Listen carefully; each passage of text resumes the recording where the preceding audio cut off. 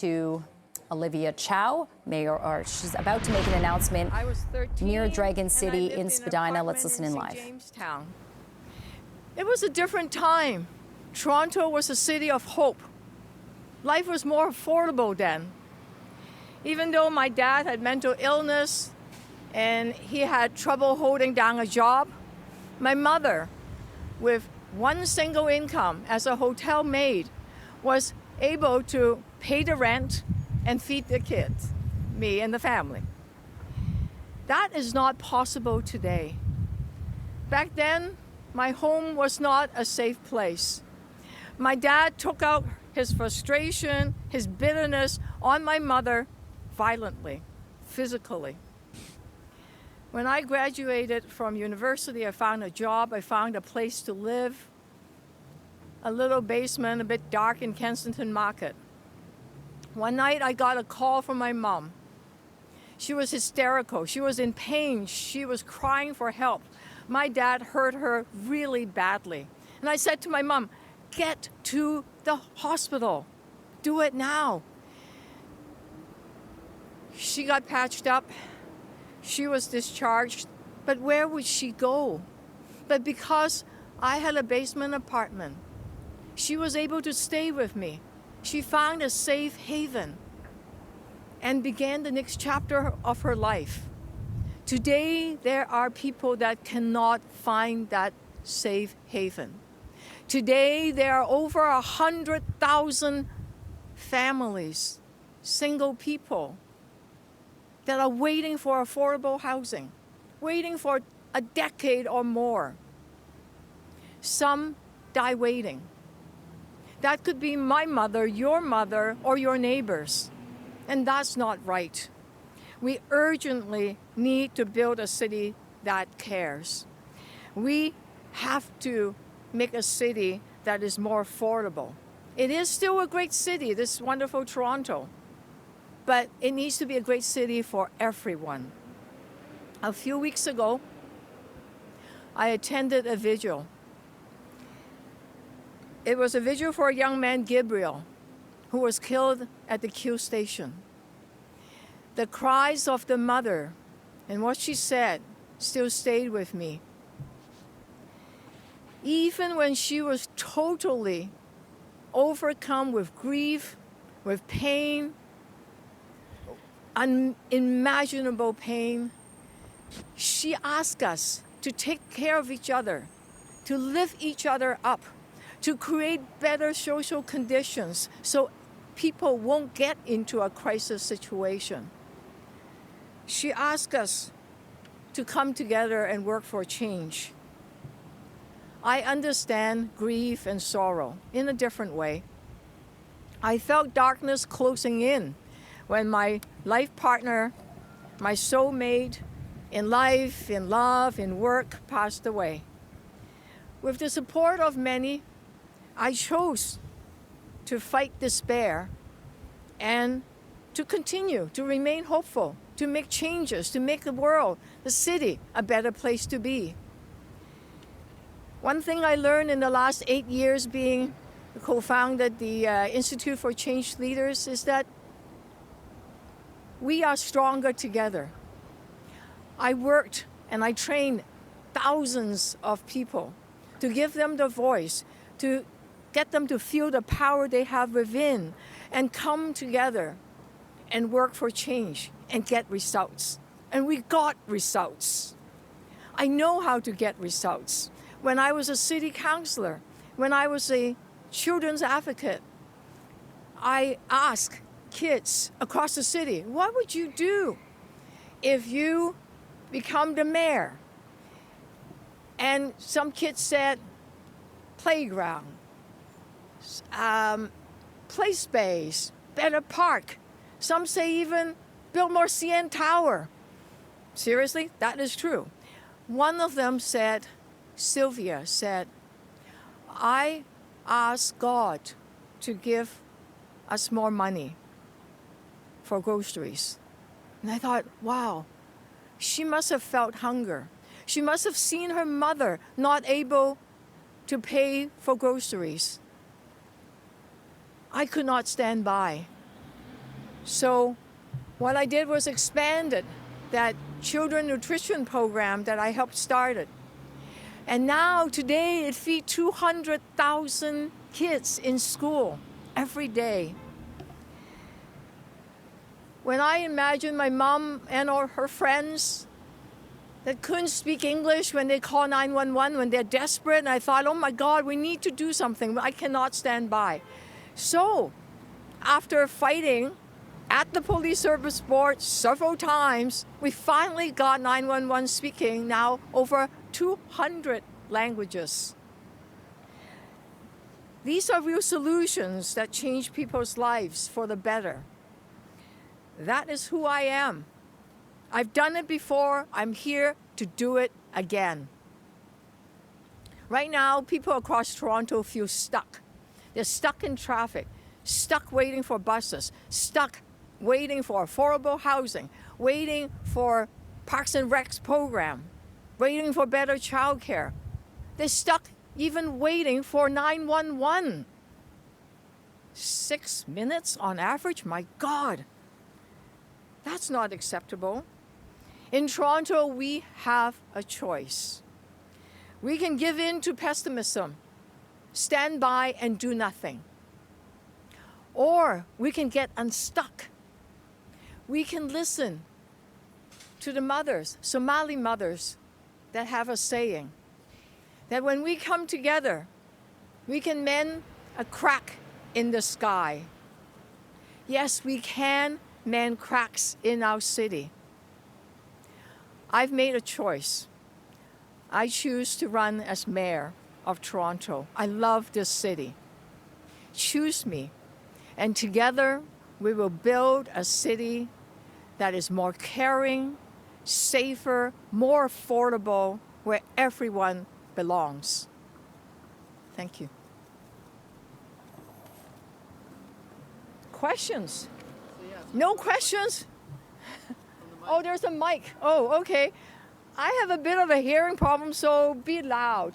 Go grab the mic. We can pass the mic along, and yeah. Hi, Olivia. Mark McAllister from Yeah, City if you News. can lift up the you mic hear me? because you're taller than the mic. We'll go here. Oh, okay, Can sorry. you hear me better? Yes. Excellent. First question I'm sure everybody wants to ask you is, why did you want to come back when you had stepped away from the public life so many years ago? Yeah. It wasn't an easy decision to step back in, but watching moms waiting for affordable housing, watching seniors waiting. I have a friend, Ying, that's been waiting for more than 10 years. Watching people stuck in traffic, watching people have to keep dialing in order to get the Parks and Rec program they want. And 911, for heaven's sake, waiting for more than 6 minutes sometimes. I've experienced it calling 911 for my dad. That's not acceptable. I can't stand by. I feel that I have the experience, I have the passion, I know how to work across the aisle with people of different political stripe, I know how to bring people together, I know how to get things done. That's why today I made a choice. I'm running for mayor. Your last attempt at running for mayor obviously didn't go that well. What makes things different this time around from the last time? Last time, yes, it did not turn out to be that I became a mayor. One thing I learned a lot of lessons. The key one was that it's okay if my English is not perfect. It's okay, I don't need to read a speech. I could trust the decades of experience I have. I will do fine.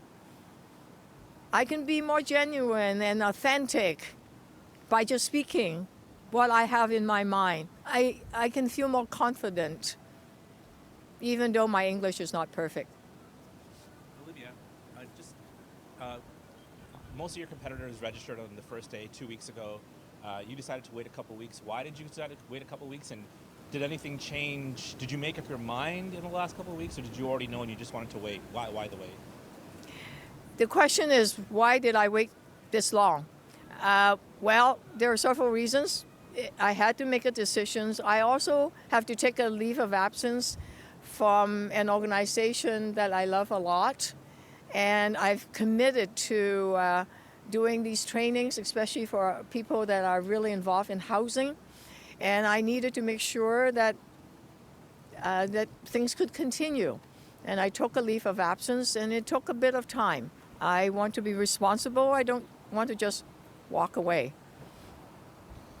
This is a really crowded field. I believe that there's now 47 candidates running. Do I make the 48? I think you're 47. I'm the 47. Okay, it's not a bad number. Okay. There's obviously a lot of high-profile candidates. What makes you believe that you can make yourself stand out enough to Toronto voters? You know, it's exciting that we have 46 plus me, a large number of people running for office. They must care passionately about the city. May have different ways to getting a better city, but what makes me stand out is that I love, there's more singing. What makes me stand out in this crowded field is that I have the experience, I have the strength. I know how to bring people together. I know how to get results. And that is what I will do. And I've done it before. I will do it again. And I believe that together we can create a city that is more caring, more affordable, and safer for everyone where they feel they belong. I could do it. We can do it together. And I think the key difference is I want to bring people into City Hall. I believe that power comes when people come together. It's not just one mayor, one city council. It's about all of us connecting with each other and working together, achieving results together. Olivia, a lot of the things that you want to do are going to cost a lot of money. The city is very tight for money at the moment. How would you do this? Would you raise taxes higher than they already are to fund programs? I will have a full platform. You expect that from me, of course. How would I fund the services that I talked about? There are different ways, which I will expand on. But one of the things that I know, being a former member of parliament, that I know the federal government can do so much more. That's where the money is, our federal and provincial government. I also know that when the citizens and the residents of Toronto come together and say to other levels of government that Toronto is a financial center, we are a proud city. We don't want to go through the annual ritual, humiliating ourselves, begging for crumbs from other levels of government. We surely can do better. I've gotten things done in the federal government, in the House of Commons, and I will fight hard for the city with the people of Toronto to get our fair share, to get a new deal that can grow with the economy. If we don't do that, we are in trouble. But respectfully, you've had a couple of weeks to think this through. Would taxes be increased to do the city's part of it? That's something that the province has definitely said that they want to see the city come to the table with more. So would taxes go up under an Olivia Chow mayorship? Well, the provincial government, you said, I believe they are doing an audit. They are asking the city to do any number of things. But look, I've been on the budget committee for 10 years. What is a budget? A budget is about our priorities, what the city needs. I know how to do a balanced budget. Right now, we have a bit of a budget hole of $1.5 billion. We can do better than that. I know because I've been in the budget committee, working across the aisle, getting things done. Hi, Olivia. I know your platform is soon to come, but there are a lot of big issues a lot of candidates have already confirmed their stance on, whether it's the future of Ontario Place, infrastructure on the TTC, safety, policing, budget, things of that nature. Are there any big platform promises you want to make now? Big platform. Today I'm just announcing I'm running. Hang tight, hang tight. Anything big will come later. But I do know that mega luxury spa down by the waterfront is not what I want and not what Torontonians want. I take my grandkids there. I ride my bike. I run. Haven't swam there yet, but I watch the sunset there. It's a beautiful place. It's a magnificent place.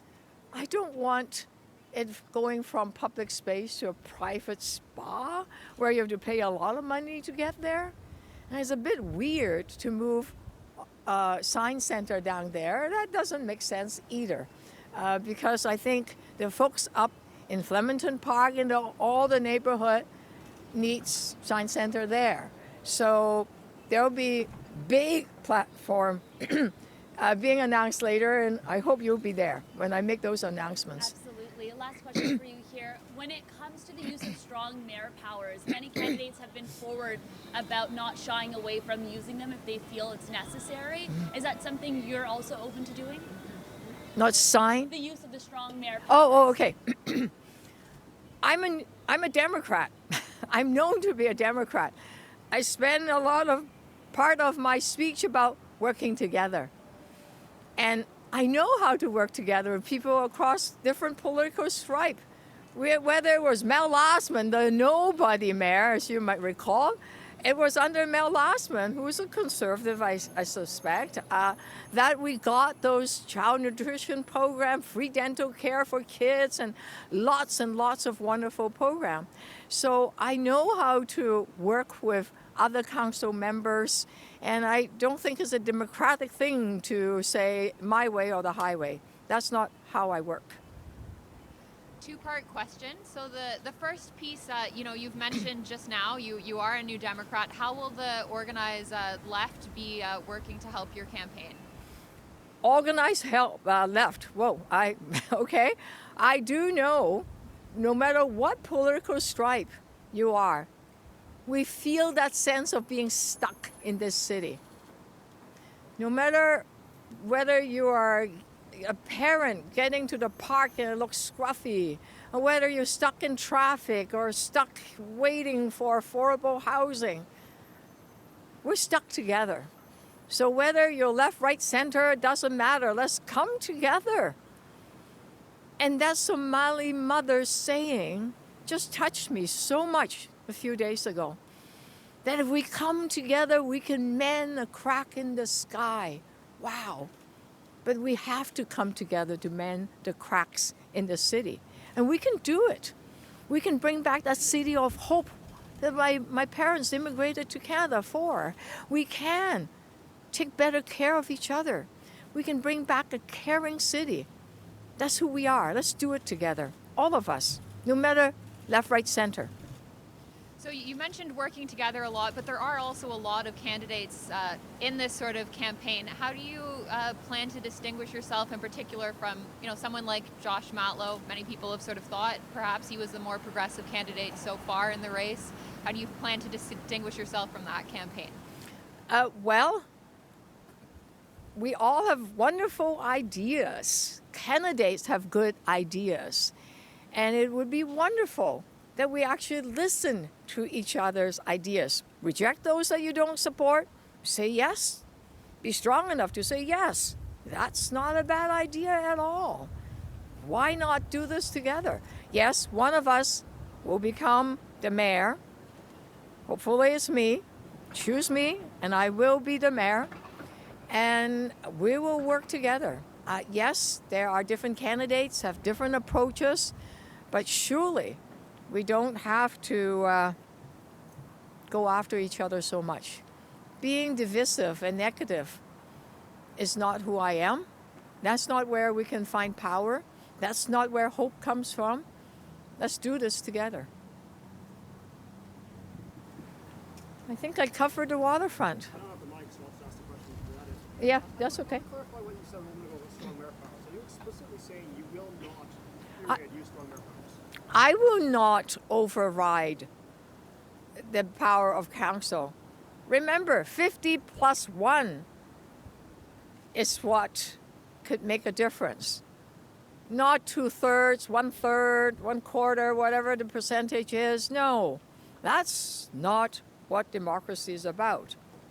if city council said no, and majority of city council say no, I'm not going to say yes to something like that. That's not fair. That's not democratic. What about the Gardner East? That's The what? the Gardner East project. What is your position with it doesn't remain on LA? I will have a lot to say about that, but I want to remind some folks that may remember. Okay, some of you are a lot younger than I am, but you may remember I still found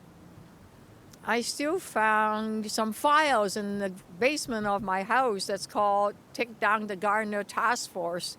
They were chaired by the then City Councilor Mr. Jack Layton. And I believe we can build a lot more housing in that land, but I will have a full response to that because that is not a simple question. But I mean, I don't want to give you a simple answer for that because there's multi-aspect of that piece of Gardner that I could talk about. That will take me 5 minutes, but well, 4. Elevated or not, yeah. Give me the time to explain in full a bit later. Okay. Are you worried your campaign's going to end up splitting votes on progressive candidates that have already announced that they're running? I'm not worried about splitting votes. I'm worried about what the mom feels today, tonight, when after paying rent, there's not a whole lot left, that they have to find a food bank. I'm worried about them. I'm worried about folks tonight that can't find a shelter because the weather is going to get colder. Over 100 people can't find shelter, and they're using TDC as our shelter. That's what I'm worried about. Sorry, just one more quick question. Doug Ford has already said that the city doesn't need a lefty running the city. Do you have any concern about the fact that you may be running against a former opponent from the outside?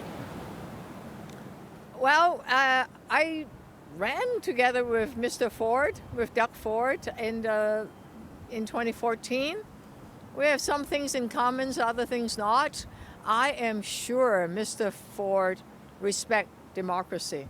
I am sure, since he said he's going to stay away, that he will honor his word and be the premier, not a campaign manager for a certain campaign candidate.